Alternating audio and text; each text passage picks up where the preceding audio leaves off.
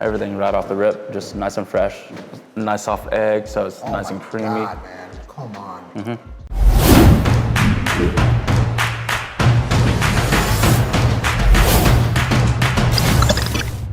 What's up? It's Luis from America's Best Restaurants, and we travel the country coast to coast to find the places where you need to eat at on a weekly basis. So this week, we are in Knoxville, Tennessee, and we're at a restaurant called Tonkotsu Japanese Ale House. We're gonna get to talk to the owner, Raymond. We're gonna get to try some of their ramen, which I hear is amazing. Plus, we're gonna see a couple of other things. So I know you're hungry because you're watching this. Why don't you come with me? Let's go check it out.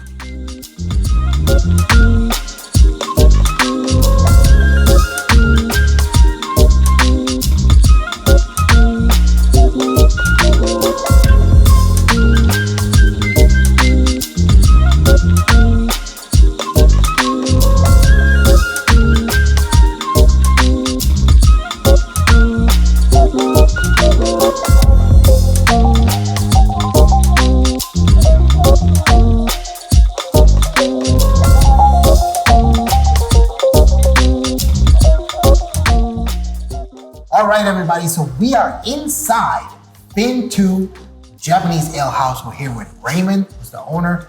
Raymond, thank you so much for having us. Of course. Really, really appreciate it. So before we get to the food, man, I gotta find out about your story. So how'd you get into the restaurant industry? So, my mom and dad have always been raised in restaurants, especially coming from China. They brought a lot of recipes over, and they helped open up quite a few restaurants in Knoxville. And I was pretty much born in a restaurant when I was, 3 days old. They had me in a little chicken box, where you get a crate of chicken, and that was my crib. And so I was pretty much born in a restaurant.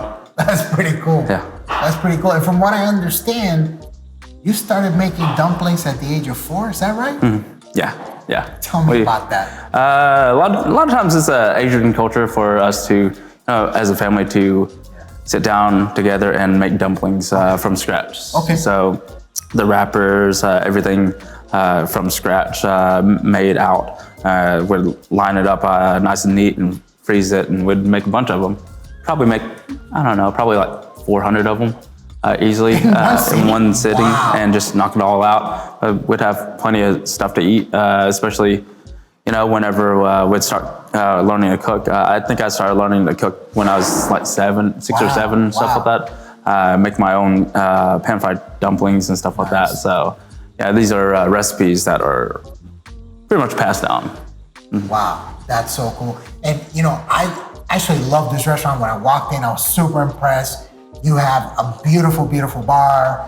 You have even, you can see them in the backdrop. We have these really, really cool kind of like sectionalized booths, but they look just so cool. I just love the use of wood in this establishment, and just everything looks so beautiful. So can you tell me what was the concept that you were going after when you decided to build this? Oh yeah, so for Japanese restaurants, it's a lot of times you'll see steakhouses and stuff like that, but we kind of want to dive into a little bit more.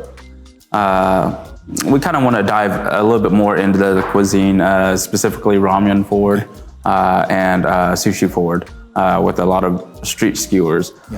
So whenever we designed this out, we kind of wanted it to be almost like an open concept where you'd see the people in the kitchen working, but you'd still be able to get that almost food stall feel. Okay, got it. So it's a lot of open concepts, and when we designed out a lot of the wood tones, these are a lot of ash wood that is widely found in North America, but very similar to the woods that is found in Japan.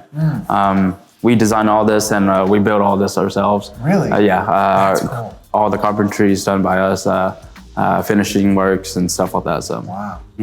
Very cool. So what made you focus on ramen, which I know ramen is not an easy thing to make, it takes a long time. Oh yeah. So what made you focus on ramen and sushi specifically? So and also yakitori. Yeah. So a lot of the things that we want to highlight is our chef creativity. Like just creative recipes, taking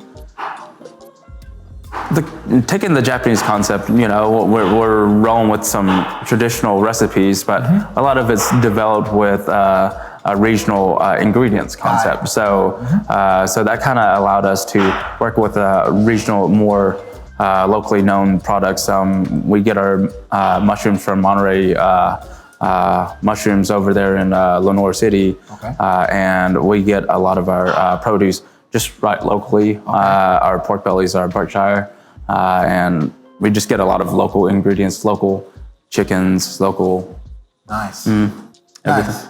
That's awesome. Yeah, I saw one of the chefs in the kitchen preparing the pork belly, portioning it, and then doing the whole marination process to reduce the, with the salt and everything and the sugar and everything. So that was really cool to see. And that's the process, because it's one of the ingredients you actually use for your ramen. Oh yeah. Right? You were telling me off camera that you guys go over 200 pounds a week? Yeah, of pork easily. belly? That's awesome. Yeah. That's awesome. Yeah, we our pork belly, our Tonkotsu Ramen takes us 3 days to get a ramen bowl. So it takes it's a labor of love, definitely. Yeah, definitely.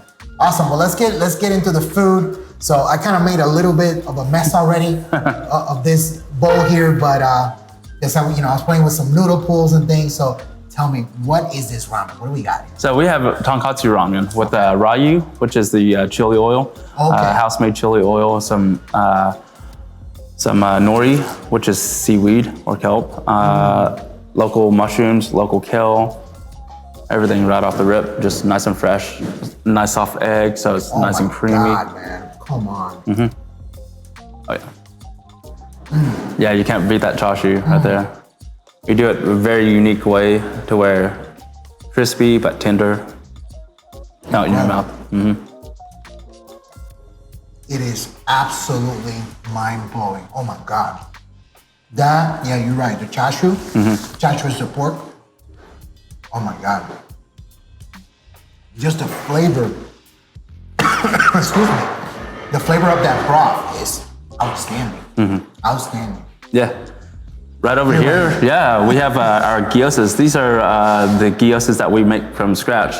These are literally, everything's made from scratch, so you can definitely taste it. They're not store-bought wrappers. The filling's not store-bought, nothing's store-bought. So yeah, you can definitely taste the difference between the texture. Absolutely. We have a specific amount of folds that we want in our dumplings too, just to get the chewiness to crispiness ratio. Right. Yeah. Wow. Yeah, everything's really methodically thought out. Wow. Wow. And then this, which is not something that I've really seen in a Japanese restaurant, so tell me. Yeah, so this is crispy Brussels. So this is just taking a local southern ingredient, Brussels sprouts, and taking it with a Japanese flair. A little bit of tokarashi seasoning, just Japanese 7-spice seasoning on top. A little bit of Rice Krispies that we just develop a little bit and got a nice crisp to it. Nice vegan flair to our menu. We specialize in a lot of inclusive menu items. That way, people that have dietary restrictions aren't restricted in their Japanese cuisine choices. They can come in, and if they have an allergy to gluten, they can definitely let us know and we'll work around it. Because we develop all of our recipes in-house, we definitely know what we can tweak, what we can't, and make sure that they're able to enjoy it too. That's great. That's great. Look, everybody, and if you're looking for more restaurants like Fin2 Japanese Ale House, if you like restaurant content, make sure you hit the subscribe button and hit that bell notification so you know whenever we drop a new episode.